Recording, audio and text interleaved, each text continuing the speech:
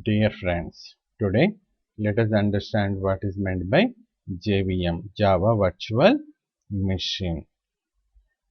First of all, let us understand what Java is.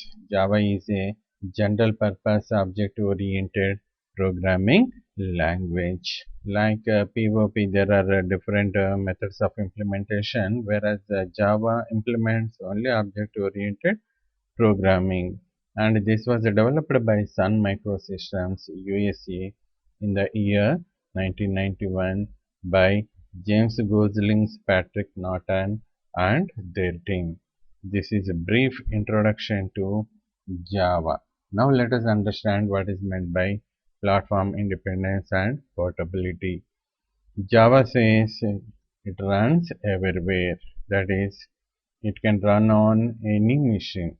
That is, the machine may contain any operating system, maybe Windows or Unix or Linux or whatever be the operating system. And similarly, there may be different hardwares like a Pentium processor, IBM processor, Cyrix processor. Still no problem with a change in operating system, with a change in processor.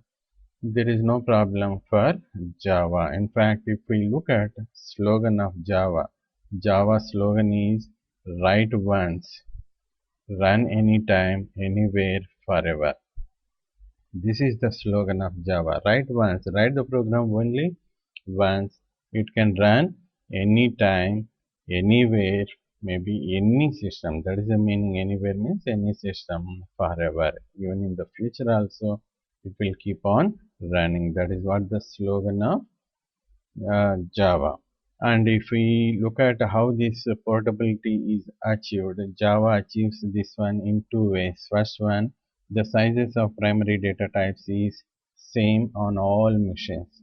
In Java, there are two types of data. One is primary data type and another is secondary data type. Whereas in case of primary data type, the sizes are fixed on all machines.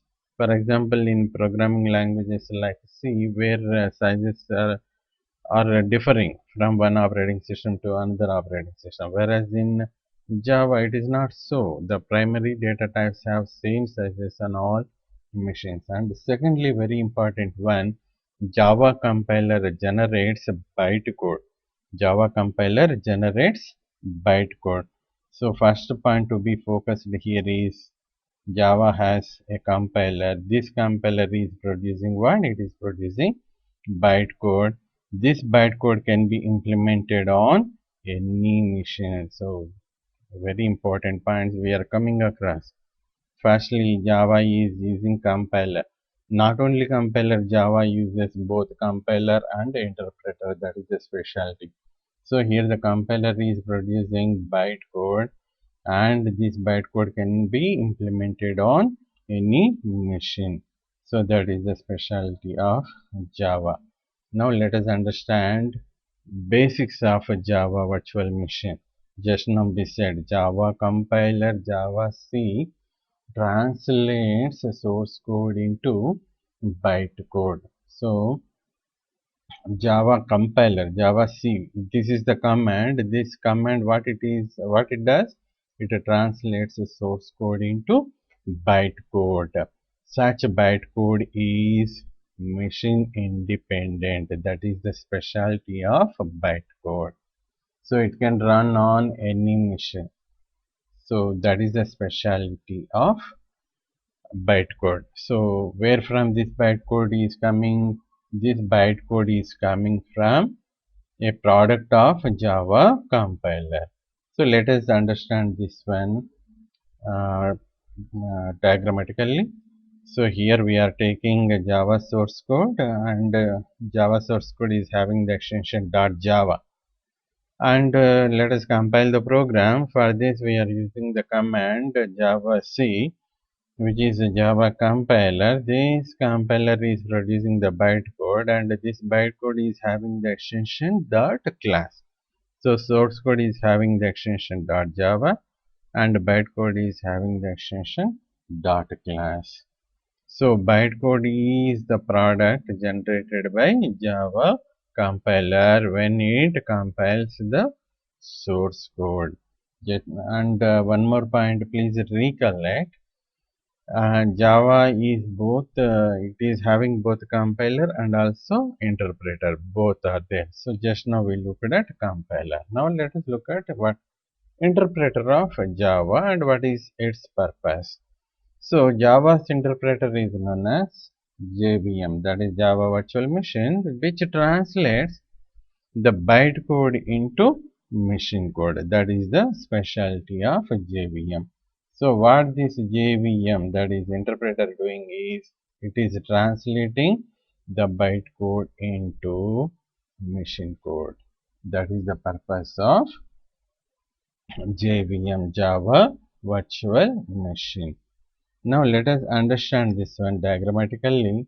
So here we are giving bytecode which is having the extension dot class as feeder, the feed to Java interpreter, that is nothing but a JVM. This in turn is producing machine code. So it is taking bytecode. This bytecode is interpreted by Java and it is producing the appropriate machine code. But please remember, Java compiler is producing bytecode. Such bytecode is platform independent. Such bytecode can be implemented on any machine. If it has to run on Windows machine, we have to use the interpreter for Windows.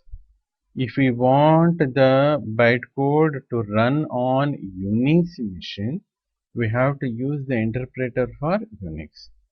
If we want the bytecode to run on Macintosh, then we have to use JVM for Macintosh. Let us understand these things in detail now.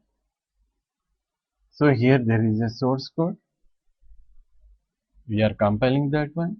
Once we compile the program, it produces what? Bytecode. So Java program source code, it is compiled using Java compiler. It is producing bytecode. Once bytecode is produced, it is platform independent. And for example purpose, let me take the case of Windows system. Then what is to be done? Now I am sending the bytecode to JVM, that is Java Virtual Machine interpreter for Windows. What is my intention? I want to run this bytecode on Windows machine. Then what I am doing? I am taking JVM for Windows. Then it is producing the machine code that is suitable for Windows computer. So it is producing machine code suitable for Windows computer. Then the machine code runs on Windows computer. So here we are taking bytecode and we are giving that one to interpreter JVM, and it is producing the machine code that is meant for Windows computer. Such machine code will run finally on Windows computer. Now let us take another operating system and see what happens here. Here my intention is running the bytecode on Unix system. Then what we are doing? We are taking JVM, that is interpreter meant for Unix system. Then it produces machine code that is meant for Unix computer. Such machine code runs on Unix computer.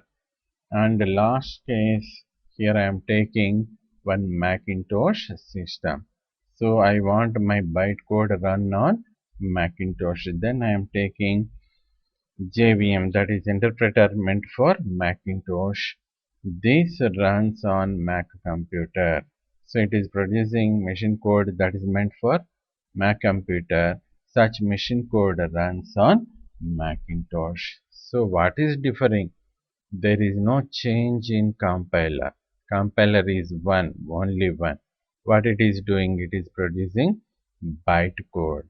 This bytecode is platform independent, and this is made run on Windows or Unix or Macintosh using JVM. See, observe. JVM for Windows, JVM for Unix, JVM for Macintosh. So it is Java virtual machine that is making the Java program run on different operating systems or different machines. Finally, it is JVM that is with which we can achieve what is known as write once, run anytime, anywhere, forever. This is what is known as Java virtual machine. Thank you.